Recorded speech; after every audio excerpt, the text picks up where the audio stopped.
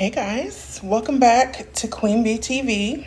As you can see, I still look crazy about the head, but as you can tell from the title, we're about to talk about 10 unpopular travel opinions, just my personal unpopular opinions, and we're about to dye our hair because I don't like this color, so stay locked in. Where the fuck the function? Where the fuck the function? The way I feel right now, I feel like we need to be all alone. So if you just playing around, you need to tell your girl, take a fine ass home, and that's real. Alright, so first things first, we need to dampen our hair. My hair's still kind of wet because I wet it earlier, but since I have like 4C, 4B curl pattern hair, I like to make sure that my hair is a little damp, especially since it's longer. We are using a new product. I've never used this. It's Milano Core, and the color is 8.34, which is a light blonde gold copper. And the reason I'm doing this is because I had colored my hair. If y'all can tell from the last video, it is darker, but it was more orange, and then I toned it a little bit, and now it looks pink, like a rose goldish pink, and I don't like it. That's not the color we're going for. We need to be ginger. So here's the tube. I just realized that I only have a little bit of 30 developer and 20 developer, so we're gonna mix it and we're gonna put it on our head. Y'all, I am not a hair professional, so do with this information as you will, okay? All right, so let's get started with these unpopular opinions. So as y'all know, I love traveling. I'm also a travel agent for cruises. I specialize in Carnival cruises and Virgin voyages. But I have some opinions that, may get me banned from the travel influencer club, and that's okay because I walk to the beat of my own drum. And, we're going to be talking about solo trips, all-inclusives, and why I don't care if my vacation is Instagram worthy or not. Okay, so let's get into it. So y'all, being the multitask queen that I am still working. So if y'all see me glancing off at my computer, it's because I am still working too. So, I'm a good multitasker. I like to tackle a whole bunch of things at one time and give myself anxiety. So I'm working, okay? But anyways, number one on my unpopular opinions. I'm not going to use this whole thing. If I need to add more, I will, but I'm only putting just a little bit in there for now. But that's how much is in there. So number one on my unpopular opinions, you don't have to travel the world to be well traveled. I know people make it seem like, oh, you haven't been anywhere. You haven't been out of the United States. That's not important, y'all, okay?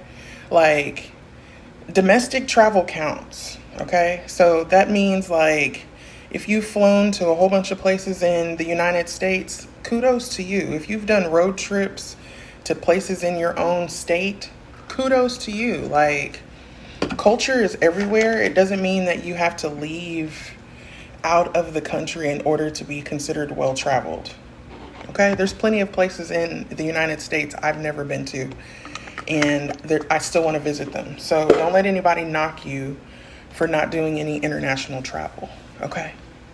All right, so let's start applying this. This is what it looks like, y'all. All right, so next thing on y'all, and I don't do my edges with the Vaseline or protective thing. I don't. I'm telling y'all, I'm not a hair care professional, all right? But I still got hair. And like I told y'all before, if it don't turn out, I'll cut it off. I don't care. But anyways, number 3. Layovers. Lord, I can't talk, y'all. Layovers can actually be a really good thing, y'all. I know a lot of us are quick to want to get to our destinations and we're in a rush to get to where we're trying to be. But sometimes having those layovers in different cities is a good thing, y'all. Like, maybe it's a place that you've never been before and it gives you an opportunity to explore those places. And that's like getting an extra vacation while on vacation, just in my opinion. Like for me, Since I normally cruise, if I fly out, like fly to Miami, I like to take a later trip back, a later flight back, so I can go and explore Miami. So then I got my cruise and I got to go see a different place that is domestic. And also on top of that, there's a lot of airports that are really cool, y'all. Like Vegas airport is cool. I like it. Also, it gives you a chance to like try out some of the food, the local culture, meet some people. You never know. Networking is important. So definitely don't take a layover as a horrible thing. Now, if it's an unplanned layover or if it's like an 8 hour plus layover, I get it. You're tired, you're ready to go home. But, you know, sometimes you gotta look at the glass as half full, not half empty. But I understand some circumstances, or you're in a rush and you need to get back home, makes complete sense. But enjoy what you can with what you have. All right, y'all. So this looks like it's turning really quick. What time is it? It is 1:13. We're gonna leave this on here for 30 minutes. So at 1:45, we will rinse it out. Hopefully it's more along the lines of what I need it to be. If not, I don't know. I don't know, y'all. But give me a second. Let me put my cap on. All right. So let's let it do its thing. So on to number 4. So this one might be a little controversial, y'all. I don't know. There's a few of them. But in my personal opinion, all-inclusive resorts aren't always the best value. Just my opinion. For one, you have to do a lot of research when it comes to going to an all-inclusive, depending on what vibe you're looking for. Some all-inclusives are really chill, laid back. Some are couples vibes. Some of them are turn up. Some of them are very adult friendly, if you could get my drift and know what I mean. So you have to do your research, see what's included, see what the food options are like. Sometimes the drinks aren't the best option. Sometimes the resort has so much on the resort itself that you don't get an opportunity to leave out and venture out and submerge yourself in the culture of wherever you're at. So, not saying all-inclusives aren't fun and they're not good, but sometimes it's nice to be able to do your own thing. So, definitely do your research depending on what type of trip that you've booked, because that plays a part in the all-inclusive that you should choose to go to, for sure. All right, next up. And this one I hold near and dear to my heart, okay? Solo travel is not for everyone, okay? It's not, and that's okay. Is it for me? Absolutely. I love solo traveling. I don't have to have people with me to have a good time, and that's okay. But if you're one of those people that's scared to eat alone, or scared to go see a movie by yourself, or scared to do anything by yourself, like you need an entourage, or you need your best friend, or you need a family member, or you need someone with you, solo traveling may not be your thing. I definitely suggest starting off small if you're interested in possibly doing solo travel, like doing a road trip, something that's not too far, maybe somewhere in your city. Check out the museum district or whatever, you know, some type of attraction in your city. Or first start by checking out a restaurant or going to a wine bar by yourself, or something that's not going to be too overly stimulating but gives you the opportunity to enjoy your own company, because that's the first step.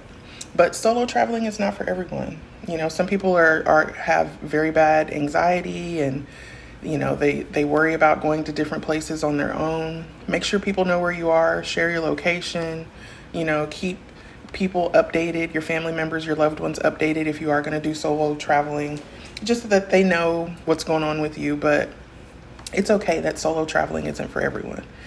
For me, I love it. It gives me an opportunity to do what I want to do, when I want to do it, how I want to do it, with no one else creating an itinerary for me. So it's definitely something I suggest trying, but start off small and work your way up. All right, so next item on the list, and this one's probably gonna tick some people off, especially influencers, content creators. Tourist attractions are popular for a reason, Okay. I know right now with the current culture, everyone wants to be the first to have something captured on camera. So it can be on Instagram, so it can be on TikTok, so they can share it somewhere to somebody to make it seem like this most amazing experience. And it's always off the beaten path. And sometimes just going to a tourist attraction, it's okay. That's what they're there for. That creates a memory. So if you want to go to Vegas to go see the Vegas sign, go see the Vegas sign. I don't care how corny or cliche someone calls it. Go see it if that's what you want to do. If you want to go to Paris and go see the Eiffel Tower, go see the Eiffel Tower. You don't have to go find all the hidden gems and treasures. Not saying that that's not a good thing to do too. But if you want to see a tourist attraction, go see a tourist attraction. I don't care how many pictures of the Eiffel Tower or the Vegas sign or the Hollywood sign people have. Go see it. If that's something you want to see, go do it. Like, these are memories that are for you. And I don't know how many times I can say that. Memories on vacation are for you, not for anyone else. Of course, we want to share things and our experiences, but your memories are for you. It's something that you're going to hold with your family, your friends, dear to you. So go see the tourist attraction. Whatever makes you happy on your vacation, it's your vacation. You spent the money to be there. Do what you want to do, baby. All right, y'all, we're going to take a little quick break for a second with the unpopular opinions. I'm going to let this process in my hair for another 15 minutes. I'm going to go rinse it out, and then we'll be back and we'll finish up our final 4 unpopular opinions. So stay locked in. I'll be right back. Okay? Don't move. Don't move. All right, guys. Are y'all ready for a reveal? Y'all ready to see it? All right. Here we go. It's definitely giving fall vibes, right? Curls are popping. I love when my hair is wet. And right now I have a deep conditioner in it. So we're going to leave this on here for a little bit. I don't feel like putting the bag back on my head, but I'll go rinse it out in a little bit. But I love the color. It actually turned out perfect. So next up on unpopular opinions, though. So in my personal opinion, you should travel during off-seasons places, not peak seasons. And I'll explain why. So when you travel during peak seasons like summertime, spring break, holidays, for one, flights are more expensive, cruises are more expensive, and there's more people, okay? So for me, with my birthday being at the beginning of December, that's why I love to cruise for my birthday, because it's off season. That's that in-between time where people are getting ready for the holidays, like right after Thanksgiving, right before Christmas. So the prices for the cruises are a lot cheaper. The only time I'll travel during like peak seasons is because of something important. So like Kinley is a summer baby. Her cruise is always going to be expensive because it's summertime. It's going to be a lot of kids. It's going to be a lot of families. I prefer not to travel during those times. I'm just being honest with you guys. Okay. Especially with cruising. Cruises are going to be so much more expensive over the summer and during spring break. So for cruising, in my opinion, it's ideal to travel like early part of the year, like January, February, beginning of March, and then like October through the beginning of December, depending on holidays. And you also have to take into account hurricane season as well, which starts over the summer and doesn't end until like early November. So you take your chances with that. But yeah, I like going when it's less crowded, less children. Because when I go on vacation, I don't really want to be dealing with no kids. Now, if you're doing Virgin Voyages, it's adult only, so you don't have to worry about that. But just think, prices do fluctuate depending on peak seasons of the year. Okay. Oh, and also as far as flights during off seasons, there's off seasons that are like weekly and weekend based. So if you travel during the week, your flights are going to be cheaper compared to leaving on a Friday or coming back on a Sunday. Those flights are going to be more expensive. I'm just being honest. It's better to leave on a Monday, come back on like a Thursday. Okay. I'm just saying, weekday travel is the best. Okay. So just a little tip and trick. All right. All right. So next up, this one, Might ruffle a few feathers, okay? A few feathers. Sorry, my team's messages are going crazy right now because I'm working. I got to get this money together for my next trip, okay? It's countdown to cruise day. But anyways, next up will be, you don't need to eat every must-eat food when you're on vacation, okay? Don't sleep on the familiar spots, like the chain restaurants. Don't sleep on those. I know people are always like, why would I want to go to McDonald's when we got McDonald's at home? Depending on where you are, it may be different. Just for example, just domestic. Let's not even speak international because we know international chains have different menu items, okay? Let's just keep it domestic for this example. If you've ever had Popeye's chicken, okay, and I love me some chicken. I don't eat it very often. I don't eat fried chicken very often anymore, but I love me some Popeye's chicken. But nothing beats a Jet 2 holiday like Louisiana Popeye's chicken, okay? Sorry, y'all, I got a call. Remember, I'm working. Lord have mercy. People won't let me be great while I'm making my video. But anyways, like I was saying, nothing beats Popeye's chicken like getting it in Louisiana, specifically New Orleans, Louisiana. The flavors are completely different than your local Popeyes, okay? I'm just saying. There's chain restaurants that started somewhere. So wherever they originated at, it's usually a little bit better. I'm just being honest. I've worked for a restaurant that expanded just here in Houston, and the original location will always beat all of their franchise locations that they opened around the city. I'm just being honest. So don't knock trying food that you could have at home somewhere else because it may be better. Now, when it comes to international travel and trying like a McDonald's or a Burger King or something like that somewhere else, it's different because other countries don't allow certain chemicals in their food like they do in the United States. So their chicken nuggets may taste different at McDonald's because they don't allow a certain ingredient that the US allows. Their ketchup might taste different. Their condiments might taste different. It's not a bad idea to try it. That's all I'm going to say. The menu items may be completely different. They may have certain things that are not offered on a menu in your city. City to city, they change. There's different LTOs and different limited time offers, if you don't know what LTO is, in other cities that may not have in your town. So you don't always have to go find the new or the TikTok foods or the suggested places to go. Sometimes it's cool to try places that you know you've tried before, but the menu and the flavors may be completely different. So don't knock it until you try it. Okay, this next one, number 9. If you know, you know. If you get it, you get it. And if you don't, you don't. But in my opinion, it's okay to rest on vacation, y'all. Okay? I'm big on resting on vacation. Okay? Now, there's a time to turn up and there's a time to turn down, okay? Now, if you want to do nothing on your vacation, do nothing. I just really highly encourage getting some rest on your vacation. I mean, you don't have to party and be drunk and hungover your whole vacation. Now, if that's your focus and that's what the vacation is about, do you.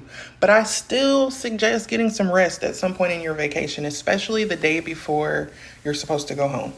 I highly recommend that be a rest day because you have to travel, you have to come back and be back in reality again. I highly suggest resting on your vacation at some point. It's okay. If you want to go chill by the pool, if you want to lay in the bed and watch some Netflix, if you want to just chill on your balcony or whatever the case may be, you want to go people watch, it's good to rest on vacation, y'all. Don't let anybody shame you for wanting to do nothing. It's okay to not have an itinerary a few hours out of the day or a whole day. Get some rest, y'all. You don't need to come back and need a vacation from your vacation, okay? Now, sometimes there's some celebratory things that are happening and it's a turn-up trip, and that's okay. But make sure you get some rest, y'all, okay? Get some rest. Get some rest. All right, y'all, and coming in at number 10, the last unpopular opinion. You don't need a passport to have an amazing vacation, y'all. Okay? Don't let that hold you back from living your best life, all right? There's a number of things that you can do that don't require a passport for you to go out here and see this world, okay? Maybe not the full world, but there's a number of things that you can do without a passport, okay? Like, there's so many local and domestic trips that you can take. Doing a road trip in your own city and state. I live in Texas. There's so many different parts of Texas that I've never seen, and I'm born and raised here, okay? Just a few years ago, I went to Austin for the first time to have like an actual trip, not like a business trip, because I'd been for a business trip before, but to actually go to Austin and explore. You know what I'm saying? Like, there's stuff in Houston that I've never been to, just because some of it isn't my thing, and some of it I just haven't had the opportunity to go to. Houston is like growing continuously, and there's so many new things here in Houston that I haven't gone to see. You don't need a passport to go hit the road, okay? They have trains, they have planes, there's buses, you have a vehicle if you have a vehicle. There's so many local things that you can go do that make for an amazing staycation or vacation, okay, that don't require a passport. Now, as far as doing international travel to cruise out of the United States as a U.S. citizen, you don't need a passport.